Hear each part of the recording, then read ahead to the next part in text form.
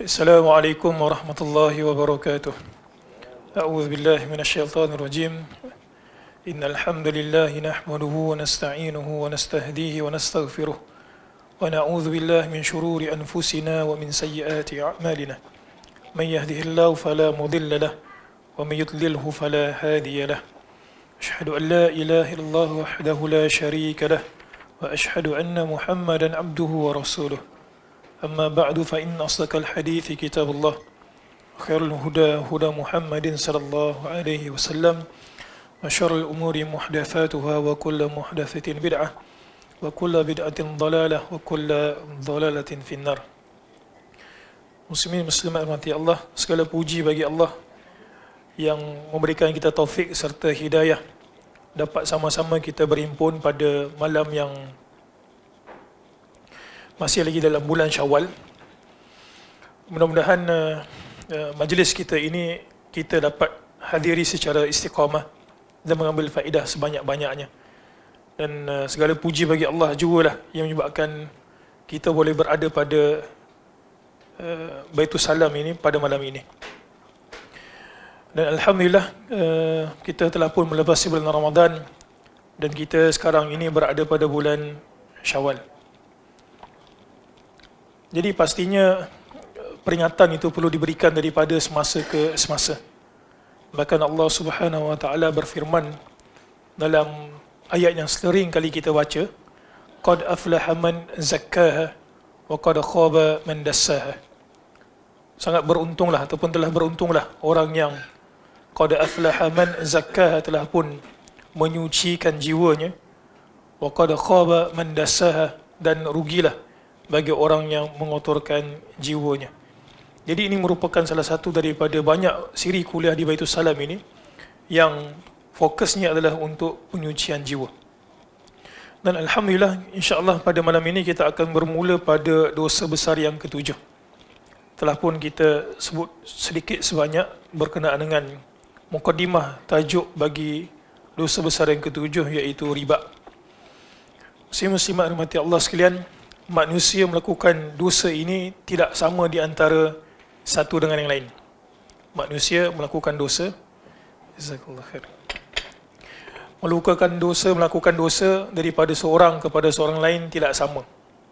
Okey. Kalau kita boleh pecahkan kategori manusia yang buat dosa itu adalah 3 golongan.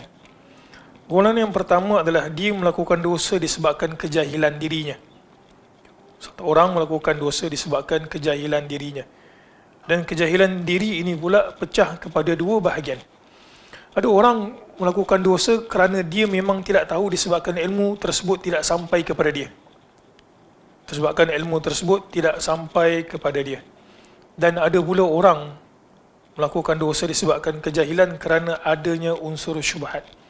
Dia tidak dapat membezakan di antara perkara yang benar ataupun yang salah. Contoh macam konteks kita ni, makan riba. Kadang-kadang kita, masa kecil kita di kampung,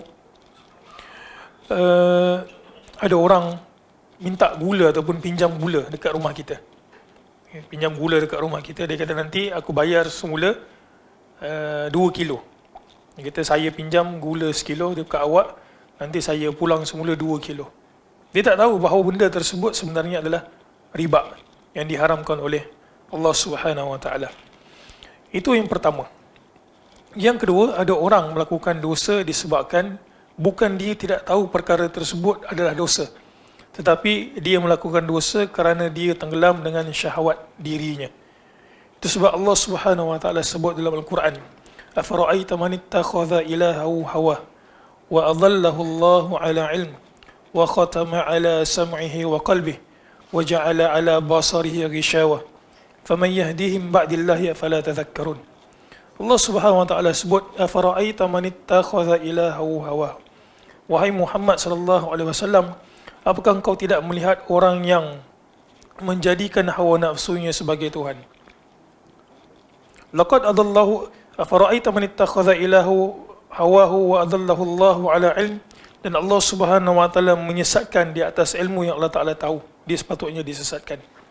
Wa khatama ala sam'ihi wa qalbihi, lantas disebabkan dia itu menuruti hawa nafsunya, maka Allah Ta'ala tutup pendengaran serta hatinya.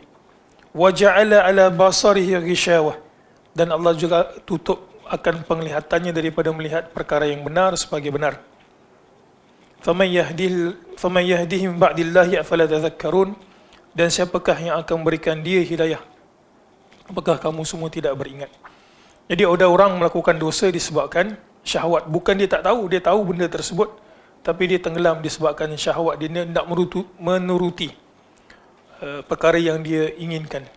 Lalu dia tetap berbuat kesalahan walaupun dia tahu benda tersebut salah. Manakala golongan ketiga pula, ini yang paling teruk sekali. Dia ada dua-dua sekali. Okay? Dia ada dua-dua sekali. Maksudnya dia jahil dan dia tak mau belajar. Dalam masa yang sama dia menuruti hawa nafsunya. Ini lagi lah terbenam sebenam-benamnya. Baik, makan riba merupakan dosa yang ketujuh yang disebutkan dalam kitab karangan ataupun susunan Al-Imam Az-Zahabi. Allah Subhanahu wa taala berfirman tentang riba ini. A'udzu billahi minasyaitonir rajim. Ya ayyuhalladzina amanu taqullaha wa dharu ma baqiya minar riba. Wahai orang-orang yang beriman, ittaqullah, hendaklah kamu semua bertakwa kepada Allah. Seringkali Allah Subhanahu wa taala menyeru kepada orang beriman, dan seringkali bila Allah Subhanahu wa taala ingin melarang sesuatu ataupun minta manusia ini melakukan sesuatu, Allah Taala akan mula dengan perkataan ittaqullah. Hendaklah kamu semua takut kepada Allah Taala. Setelah Allah Taala seru orang beriman dan Allah Taala berikan peringatan wahai orang beriman, hendaklah kamu semua bertakwa kepada Allah, barulah Allah Taala kata apa? Wadharu ma baqiya minar riba. Dan tinggalkanlah apa yang tersisa daripada riba. In kuntum mu'minin, sekiranya kamu ini orang-orang yang benar-benar beriman. Riba, seperti mana yang kita sebutkan pada sesi sebelum Ramadan, dapat dipecahkan kepada dua bahagian. Sebabkan transaksi kita ini, jadi secara garis besarnya, transaksi kita dalam bab duit juga dalam bab riba ini pecah kepada dua. Satu, riba al-buyu', riba yang berlaku kerana adanya jual beli. Dan manusia ini dalam dunia juga tak terlepas sedikit sebanyak akan berhutang. Maka riba juga boleh berlaku dalam bab hutang. Jadi riba dalam muamalat manusia ini ada jual beli dan juga hutang.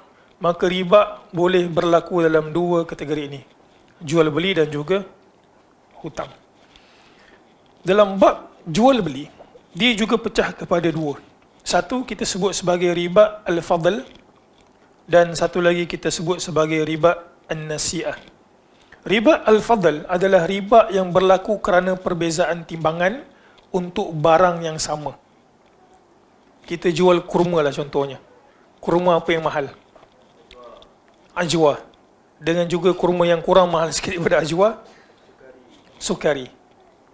Boleh tak kita kata kurma saya ni mahal, saya jual ajwa, maka kalau awak nak tukar dengan saya 1,5 kilo sukari bersamaan dengan 1 kilo ajwa?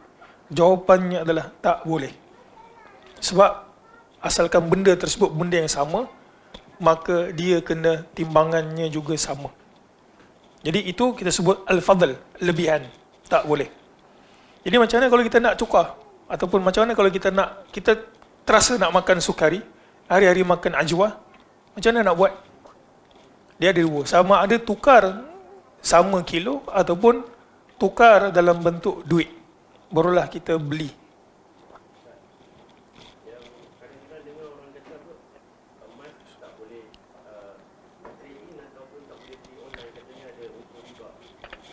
Betul. Itu masuk kategori yang kedua. Satu, riba berlaku kerana perbezaan timbangan untuk barang yang sama. Tak kisahlah emas itu ke emas ini, yang penting emas, timbangan mesti sama. Kalau tak puas hati, tukar kepada dalam bentuk mata wang, baru beli. Yang kedua, kita ada riba al-buyu' dalam transaksi jual beli. Kita sebut sebagai an-nasi'ah. Kita sebut sebagai an-nasi'ah. An-nasi'ah ini adalah disebabkan berlakunya penangguhan dalam bab penyerahan. Berlakunya penangguhan dalam bab penyerahan. Barang ribawi. Apa contohnya? Emas, perak, duit. Dia kata saya beli emas. Baik, saya jual, dia terima. Nanti saya post. Apakah benda tersebut tidak berlaku takabut? Jawapannya adalah ya. Tidak berlaku takabut. Takabut maksudnya kita pegang. Dalam satu majlis, saya jual, saya beli, maka benda tersebut, duit nilai itu dah sampai kepada si penjual dan barang itu telah pun sampai kepada si pembeli. Itu maksudnya takabut dalam satu majlis. Kalau berlaku penangguhan, maka adanya riba. Jadi macam mana solusinya kalau nak beli ataupun jual emas online?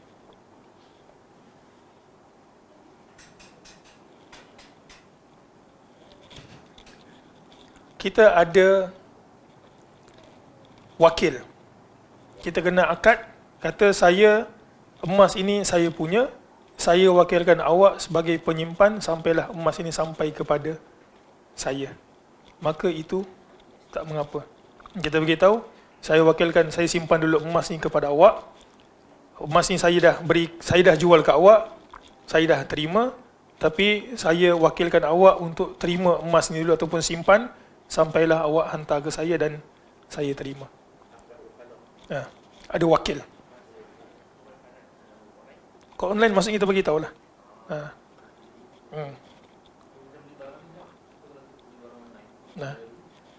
Itu tak membabitkan riba. Sebab ada item ribawi. Item ribawi ni kita akan masuk nanti belakang. Ada yang kata setiap benda yang boleh ditimbang ataupun benda yang boleh dimakan, dia adalah riba, item ribawi. Juga yang membabitkan nilai mata wang. Contoh, emas dan juga perak. Item ribawi tak, dia kena takabut, berlaku takabut. Maksud item yang bernilai mata wang kan? Kalau iPhone tak bernilai mata wang, kadang-kadang harga dia sama dengan barang emas juga. Tak, dia tetap barang. Maksudnya dalam bahasa Arab kita sebut sebagai umlah. Macam mana dia classify dulu? Maksudnya kita jadikan benda tersebut sebagai bayaran untuk kita memperolehi barang. Diamond. Apakah diamond itu dianggap sebagai mata wang?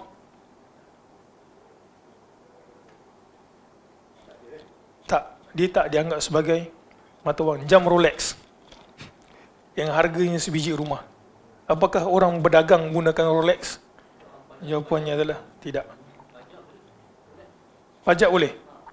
Tapi dia tidak bernilai sebagai mata wang, maksudnya kita dagangkan dia untuk kita tukar barang. Yang bernilai mata wang ni maksudnya negara yang trade benda tu dia ada nilai mata wang macam emas tak? Macam emas dan juga duit kita tu. Duit kita, mata wang kita tu, dia nilai mata wang. Dia mesti berlaku takabut. Kalau kita pergi money changer, saya tukar, dia kata nanti awak ambil minggu depan. Tak boleh. Saya nak duit saya sekarang. Kalau kita beli RM50 tapi dia ada nombor siri yang cantik, jadi nilai yang kita setuju dengan orang tu, Maka pada ketika itu duit itu tidak menjadi duit tetapi dia menjadi item. Contoh macam duit lama, benda tersebut tidak lagi menjadi duit tetapi dia menjadi barang koleksi. Maksudnya barang bukan tak dipakai dah duit tu. Tapi jadi apa? Jadi apa kita panggil, artefak ke bukan? Barang koleksi. Tapi kalau duit tersebut masih lagi menjadi apa? Dagangan. Kata saya nak, kalau awak nak beli duit saya ni, duit RM50 yang terkini tapi dia punya nombor tu cantik. Tak boleh.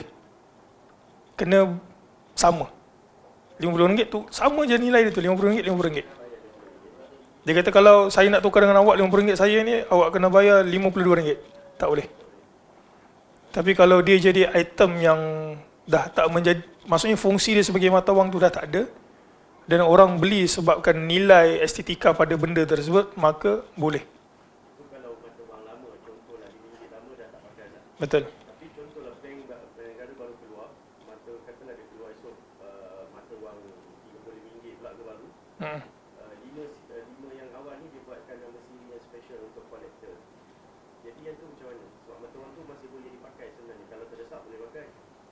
Tak ada. Bank negara memang takkan keluar macam tu. Bukan kolektor ada dapat dekat? Saya tak pasti, tapi kalau bank negara memang betul-betul ada penilaian syariah, dia tak akan jual yang apa, maksudnya khilaf apa, nilai dia sebenar. RM50 adalah RM50. Dia tak kisahlah nombor siri tu cantik tak cantik. Tapi kalau nak tukar, memang kena RM50. Dia tak boleh RM52, RM55, tak ada. Dia gitu. Macam mana? Itu cerita lain sebab dia tukar dengan nilai yang berbeza, tempat negara yang berbeza. Itu lain. Boleh faham? Maksudnya sama benda tu dipakai dan masih lagi berfungsi. Dia bukan jadi item yang tak berfungsi sebagai duit, maka ya. Jadi kalau kita tukar, money changer tu lain. Kita nak sebut apa, forex foreign exchange. Itu charge lain, itu cerita lain. Tapi maksudnya benda tersebut kalaulah sama RM50 dengan RM50, maka tak boleh berbeza nilai. Baik, itu al-buyu', transaksi. Kemudian kita ada ad-duyun. Ad-duyun, hutang. Kita ada al-qard. Riba yang berlaku dekat al-qard. Ini mudahlah. Maksudnya kalau saya pinjam RM50, awak bayar RM100. Benda tersebut tak boleh. Kemudian kita ada riba al-jahiliyah. Sebagai menyebutkan riba al-jahiliyah, di mana kalau awak bayar dalam masa yang sama, dalam masa yang ditetapkan, maka tidak ada charge tambahan. Tapi kalau awak bayar lambat, maka ada charge tambahan. Riba al-jahiliyah. Kita sebutkan dulu, kalau orang pinjam buku, apakah itu sebagai riba? Jawapannya adalah tidak, itu adalah denda. Skim pinjaman buku teks, ya, itu adalah denda. Kita tak berdagang dengan sekolah. Dia bagi kita pinjam, dia nak disiplin, denda tak. Kredit kad tu macam mana dia punya ni, fungsi dia?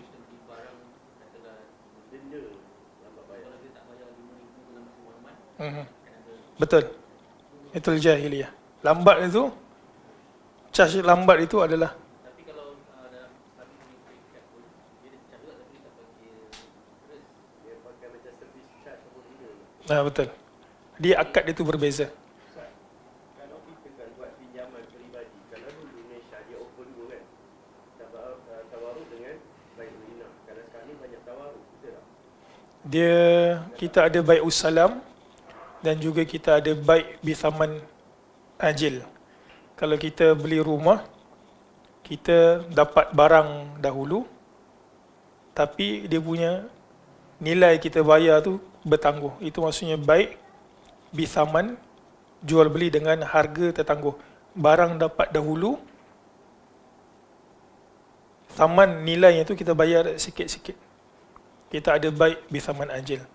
Bai' inah, ini ada sebahagian yang tak setuju, tapi cara klasiknya adalah dia menukarkan sesuatu benda dan benda tersebut dijadikan hutang. Dapat faham? Faham? Pernah dengar tak bai' inah? Itu saya tak pasti, kena tanya pengamal ni lah, pengamal bank. Faham? Boleh faham bai' inah? Kalau yang student ekonomi faham lah. Kita faham bai' inah.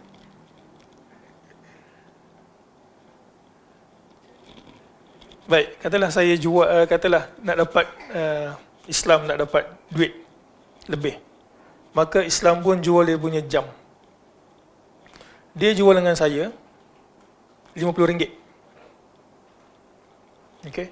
Tapi dengan syarat dia beli balik dengan saya bagi dia RM50, tapi dengan syarat dia kena beli dengan saya RM100. Bila dia jual jam tu kat saya, dia akan dapat duit RM50. Jadi semi untung macam mana? Takkan dia nak bagi RM50. Dia kena beli semula jam tu dengan saya RM100. Maka saya untung RM50.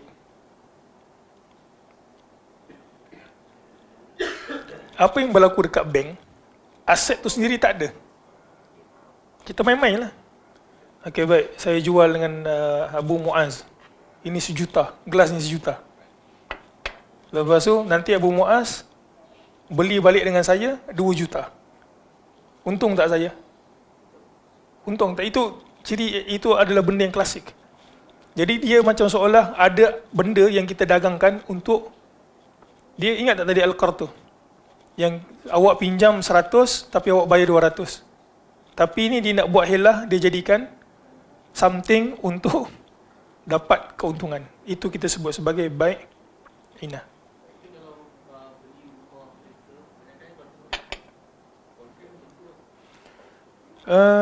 Kalau beli rumah tu, maksudnya bank akan beli dulu. Ini transaksi yang basic lah. Bank akan beli dulu. Mana yang awak nak? Saya nak rumah dekat Damansara contohnya. Bank akan beli dulu. Maka bank akan, katalah bank beli 1 juta. Awak nak rumah ni kan? Baik, tak apa, kami beli dulu. Awak beli dengan kami dengan harga 1.5 juta. Itu yang klasik punya lah. Sekarang ni dia ada produk-produk yang mungkin kena tanya, kena panggil orang bank, dia boleh cerita.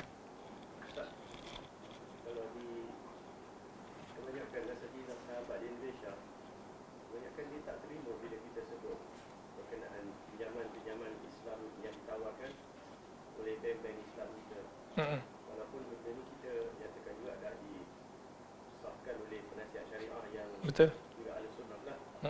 Bukan setakat Malaysia kan, benda ni antarabangsa pun pakai juga kan. Jadi seolah-olah dia menolak benda ni sebab apa ni? Menunjuk benda ni juga. Wallahualam, mungkin mereka itu termasuk dalam golongan yang tanattu', maksudnya mutasyaddid, yang mereka kata, oh ini riba ni tak boleh. Sedangkan Allah Ta'ala kata, ada pada ayat kat bawah tu kita sambung, riba tidak sama dengan jual beli. Syekh bin Uthaymin ada ulas dekat belakang, nanti kita akan pergi insyaAllah. Allah Subhanahu wa Ta'ala berfirman, Alladzina ya'kuluna ar-riba la yaqumuna illa kama yaqumu alladhi yatakhabbathu asy-syaitanu minal mas. Dzalika bi annahum qalu innamal bai'u mithlu ar-riba wa ahallallahu al-bai'a wa harrama ar-riba. Faman ja'ahu maw'izatun min rabbih fantaha falahu ma salafa wa amruhu ila Allah. Wa man 'ada fa ulaika ashabun nar hum fiha khalidun. Alladzina ya'kuluna ar-riba, orang yang memakan riba. Allah Subhanahu wa Ta'ala menggunakan lafaz ya'kulun. Tetapi ya'kulun kat sini para ulama tafsir menyebutkan ya'kulun bermaksud bermuamalah. Okay, orang yang bermuamalah dengan riba. Tapi kenapa Allah Ta'ala sebutkan ya'kulun instead of perkataan yu'amilun, mereka yang bermuamalah. Muamalah itu maksudnya melakukan transaksi kewangan dengan riba. Allah tak guna perkataan yu'amilun, mereka itu bermuamalah dengan riba. Kerana asalnya harta itu tujuannya apa? Satu aja, tujuannya untuk dimakan. Jadi Allah Ta'ala sebut kat situ alladzina ya'kuluna riba, iaitu orang yang bermuamalah. Okey. Kenapa ya'kulun kita sebutkan tadi? Kerana hasil harta itu biasanya orang makan. Orang yang bermuamalah dengan riba, la yaqumuna illa kama yaqumul ladzi yatakhabbathu asy-syaitanu minal mas. Ini adalah dosa awal yang ini adalah azab awal yang Allah Ta'ala berikan kepada orang yang makan riba, orang yang bermuamalah dengan riba. Apa dia? La yaqumun, mereka itu tidak akan berdiri tegak. Para ulama tafsir ketika mensyarahkan ataupun mentafsirkan ayat Quran ini, berdiri itu macam mana berdirinya tu? Berdiri ini adalah ketika mana mereka itu dibangkitkan. Di akhirat kelak kan semua orang akan bangkit berdiri gitu. Kita akan kenal orang yang tidak boleh bangkit dalam keadaan elok, bahawa dia itu adalah pemakan riba. Kama yaqumul ladzi yatakhabbathu asy-syaitanu minal mas. Dia akan bangkit dalam keadaan seperti orang gila kerasukan syaitan. Perkataan al-mas dalam ayat ini bermaksud al-junun, gila. Apa faedah lain dalam ayat ini? iaitu kita mengisbatkan manusia boleh berlaku kegilaan disebabkan kerasukan syaitan. Allah Ta'ala sebut kat sini, illa kama yakumul ladzi yatakhabbatu syaitanu minal mas. Walaupun situasi ini para ulama tafsir bagi tahu berlaku ketika kita dibangkitkan pada hari kiamat, tapi dalam masa yang sama kita boleh faham bahawa ayat ini mengisyaratkan boleh berlakunya kat dalam dunia ini orang kerasukan syaitan, orang gila kerana kerasukan syaitan. Okay. Jadi benda tersebut ada. Kita di antara pertengahan. Tidaklah kata semua benda sikit-sikit syaitan, kembung perut, ini dibuat orang lah ni. Padahal kena kanser perut. Ataupun kena kanser apa baikkan perut ni. Apa sajalah. Sikit-sikit syaitan. Ataupun dengan orang yang tak percaya langsung. Itu mana ada ini mesti ada sakit. Kita berada di pertengahan. Kita kata benda tersebut boleh berlaku, tapi bukanlah semua disebabkan syaitan. Sampai ada orang mencuri, dia kata, kenapa awak mencuri? Ini sebab saya kerasukan syaitan. Ada orang berzina, dia kata sebab saya ni kerasukan syaitan. Ini kes real. Saya pernah jumpa. Ini bukan, ni malas nak cerita lah. Memang ada. Sampai saya datang jumpa, dipanggil menjadi saksi. Dipanggil orang tu, kenapa awak buat macam ini? Dia kata sebab masa saya buat tu, dia kerasukan syaitan gitu. Berzina.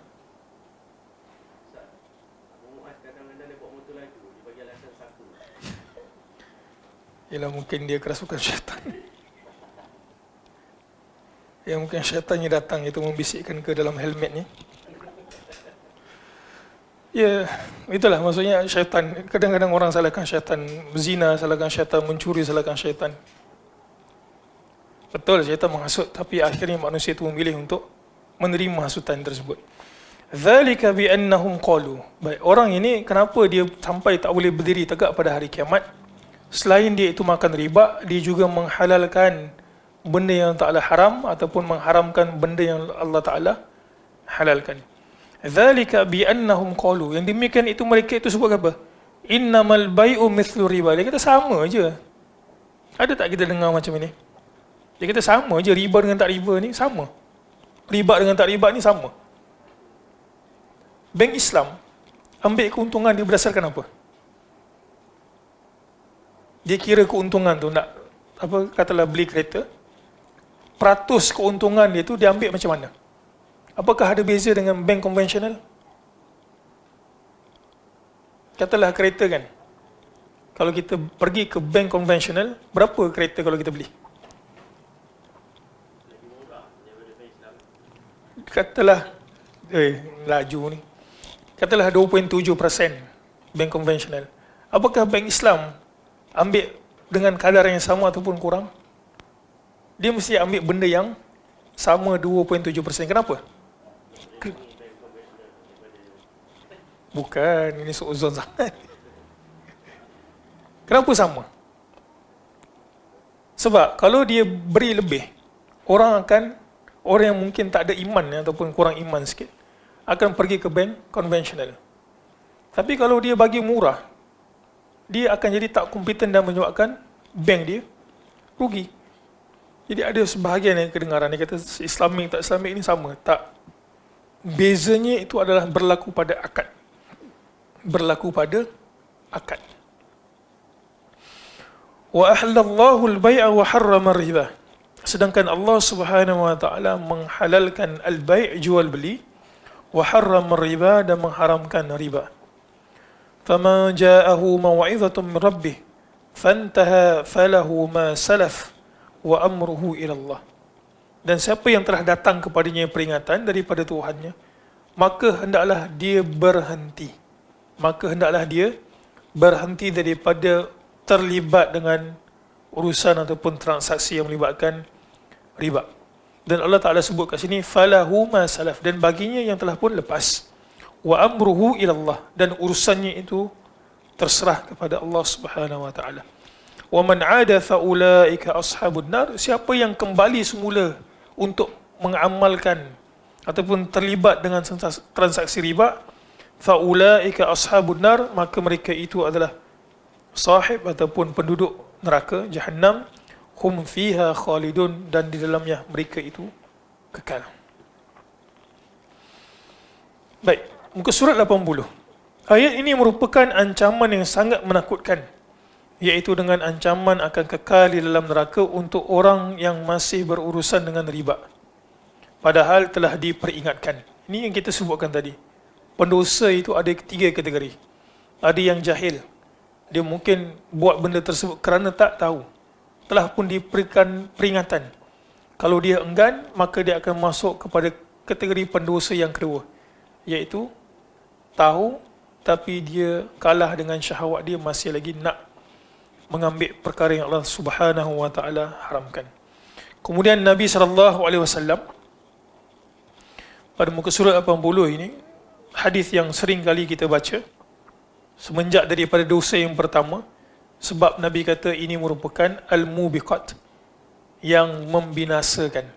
Dalam Islam memang satu perbuatan akan dibalas berganda. Ada yang dibalas 10, ada yang dibalas berlipat kali ganda. Tapi jangan dilupa, dalam Islam juga ada dosa yang menghapuskan pahala yang berlipat kali ganda. Itu sebab Nabi SAW kata, ijtanibus sab'al mubiqat, jauhilah daripada 7 yang membinasakan. Qalu wama hunna ya Rasulullah, apakah itu wahai Rasul? Qal asyirku billah, yang pertama syirik kepada Allah. Yang kedua wasihru, mengamalkan sihir. Wa qatlun nafsi allati harramallahu illa bilhaq, yang berikutnya adalah membunuh nyawa ataupun jiwa yang Allah Subhanahu wa taala haramkan kecuali dengan hak. Ada jiwa yang boleh dibunuh. Contohnya untuk qisas. Contohnya apa lagi yang boleh dibunuh? Selain daripada kisah-kisah je lah kan, yang boleh dibunuh. Wa aklur riba, dan juga makan riba. Wa aklu malil yatim, dan makan harta anak yatim. Wa tawalli yaumaz zahaf, ini mungkin tidak kita sebutkan sebelum ini, ataupun tidak, masih lagi tak masuk dalam dosa yang sebelum ini kita nyatakan. Wa tawalli yaumaz zahaf, ini maksudnya berpaling daripada hari peperangan.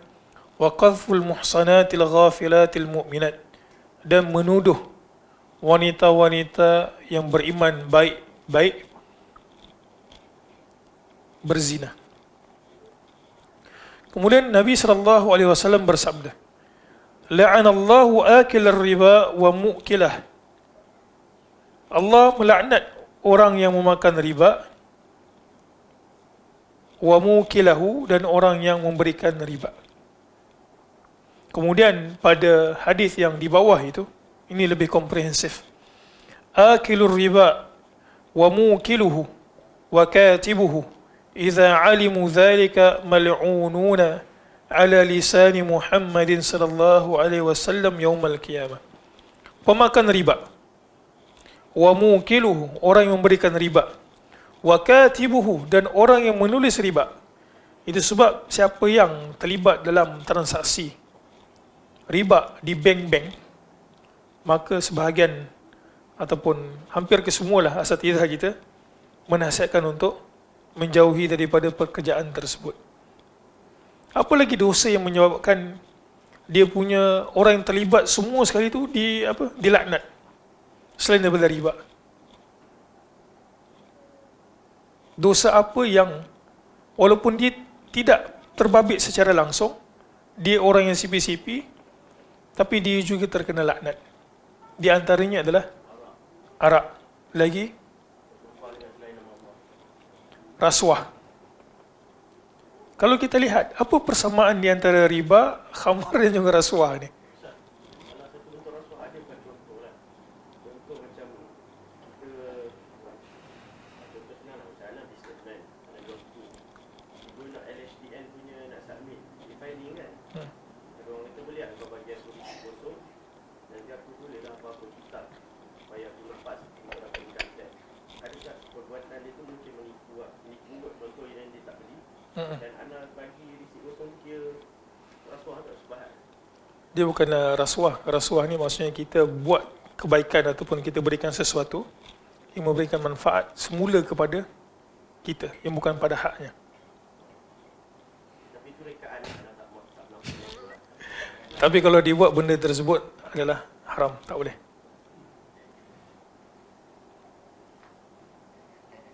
Ini tak boleh.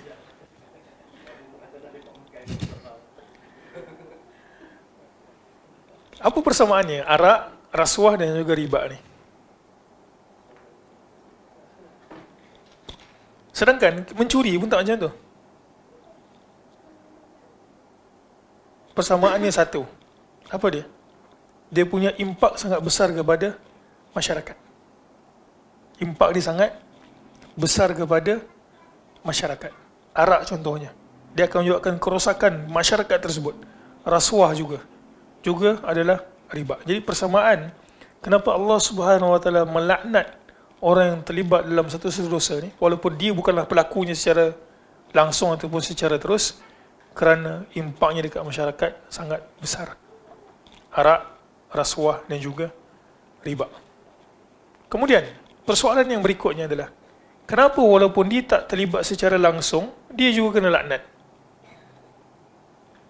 Dia kata, aku kerja je. Yang makan riba ataupun buat transaksi riba ni, bos aku. Aku cuma catat minit mesyuarat, aku cuma catat resit saja. Tapi kenapa aku pun terlibat sekali kena laknat? Jawapannya adalah kerana mereka itu bertolong bantu dalam bab kemungkaran. Dan kalau dia tak ada, benda tersebut nescaya juga tak ada.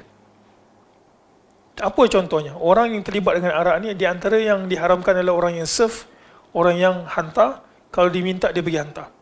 Benda tersebut tak akan sampai kepada si peminum kalau dia tak hantar. Maka yang demikian itu, kenapa orang-orang ini walaupun mereka tak terlibat secara langsung melakukan dosa, kerana dia itu menolong, memudahkan orang melakukan dosa. Dan kalau mereka tak ada, benda itu juga tak ada. Jadi itulah kenapa dilaknat.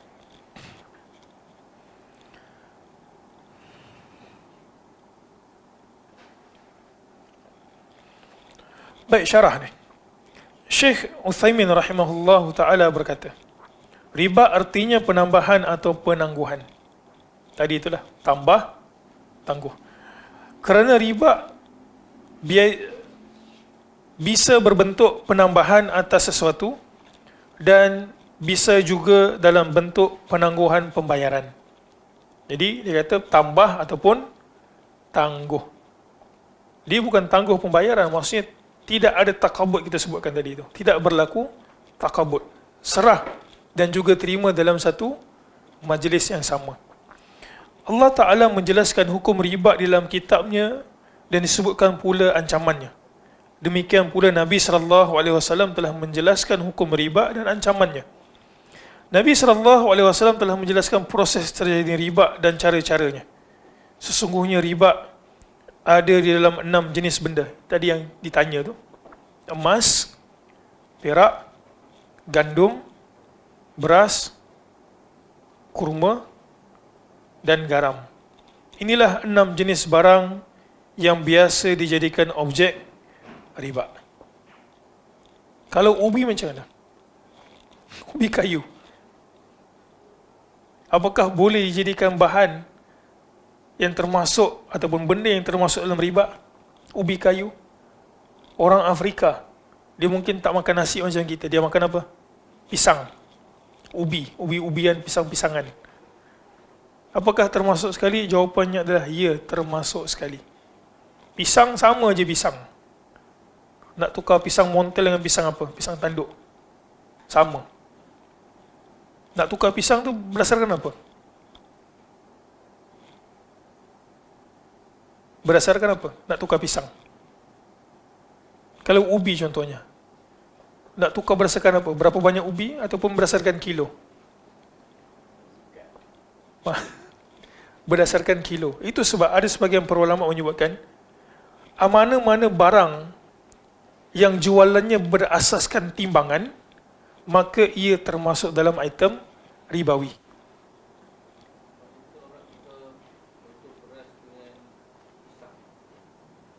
Aha. Beras dengan pisang boleh ditukar. Sebab jenisnya berbeza. Kalau jenis sama, ubi-ubi. Ubi kayu, ubi keledek, boleh tak tukar? Boleh, sebab benda lain.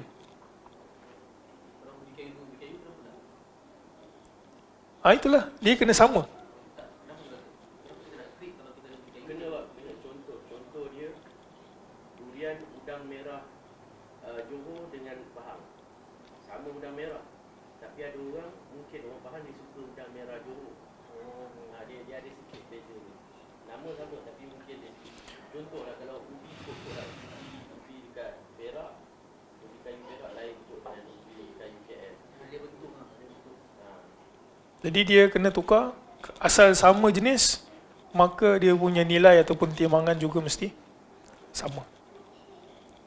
Jika engkau menukar sesuatu barang yang sejenis, ini yang disebut tadi, maka engkau harus memperhatikan dua perkara, iaitu ada kesamaan nilai dan saling menerima. Maksudnya nilai dia sama. Tak boleh ubi Perak sekilo tukar dengan ubi Kuala Lumpur sekilo setengah. Kuala Lumpur ada ubi contoh gitu kan. Sama aja, tak boleh sekilo-sekilo. Kemudian kena ada takabut, iaitu serah terima dalam satu majlis. Tak boleh bertangguh. Itu saling menerima barangnya sebelum berpisah. Jadi ingat dua benda ni saja. Kalau benda tersebut merupakan item ribawi, nilai mesti sama dan juga mesti ada takabut dalam satu majlis yang sama sebelum berpisah.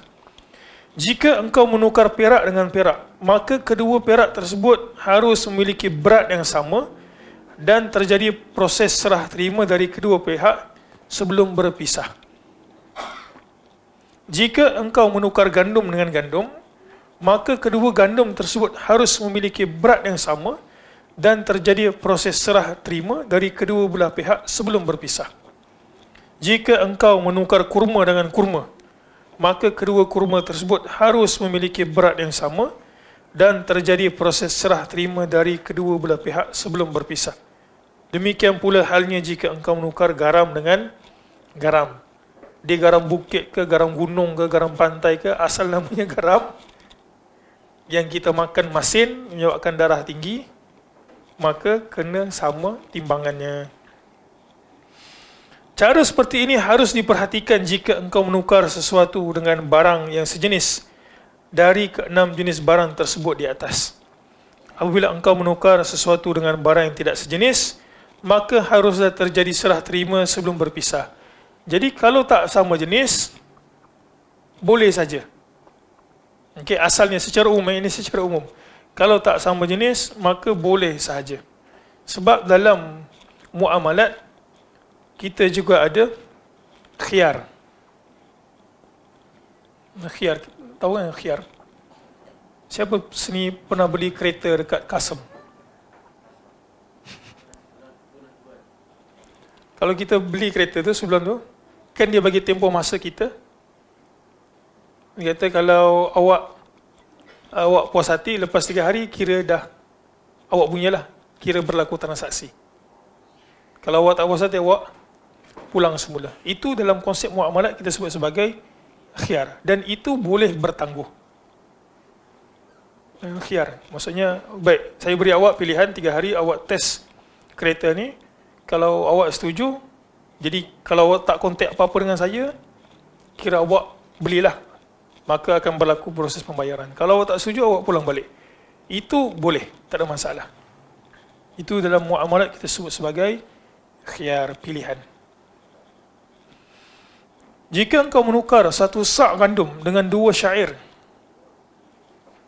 maka hal ini tidak dilarang.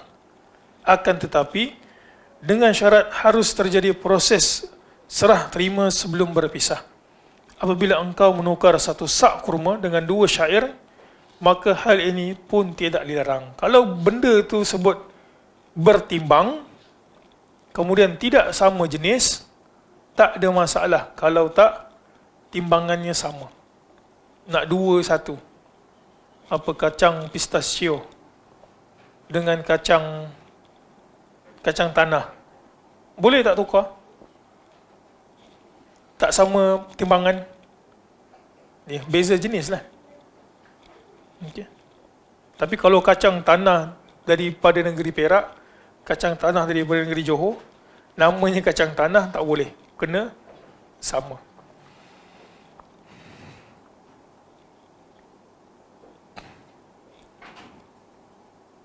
Baik.